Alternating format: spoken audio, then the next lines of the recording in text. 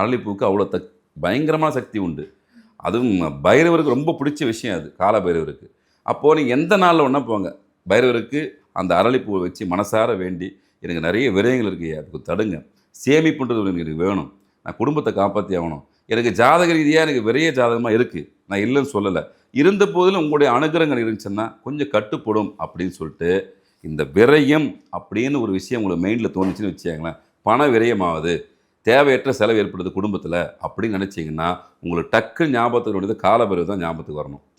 அவருக்கு போய் சனிக்கிழமை பசும்பாலை வைங்க, காலபைரவருக்கு கோயிலில் போயிட்டு வழிபாடு செய்யுங்க.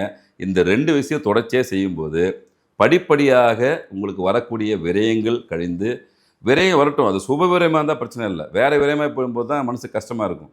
எல்லாத்துலேயும் விரயம் வரும். சுப விரயம் என்ன, வீட்டில் ஒரு திருமணம் நடக்குது, வேறு நல்ல நிகழ்ச்சிலாம் சுப விரயமாக போயிடும், அது நடக்கலாம். அனாவசியமாக ஒரு விஷயம், ஒரு பொருளை திடீர்னு வாங்குவீங்க, பொருள் வந்து டேமேஜ் ஆகி போயிடும், 3 மாதமும் அந்த பொருள் இருக்காது, திரும்பவும் அந்த பொருளை வாங்க வேண்டிய செலவு ஏற்படுத்தும் உங்களுக்கு வாழ்க்கையில். இது பேர் தான் விரயம். இந்த விரயங்களை தடுக்கக்கூடிய முக்கியமான பங்களிப்புன்றது காலபைரவருக்கு உண்டு, நம்ம நாட்டு நாய்க்கு உண்டு. இந்த 2 பேரையும் நீங்கள் வாழ்நாள் முழுக்க தொடர்ச்சியாக ஒரு சில விஷயம் செய்யும்போது நிச்சயமாக உங்களுக்கு வரக்கூடிய விரயங்கள் தடுக்கப்படும்.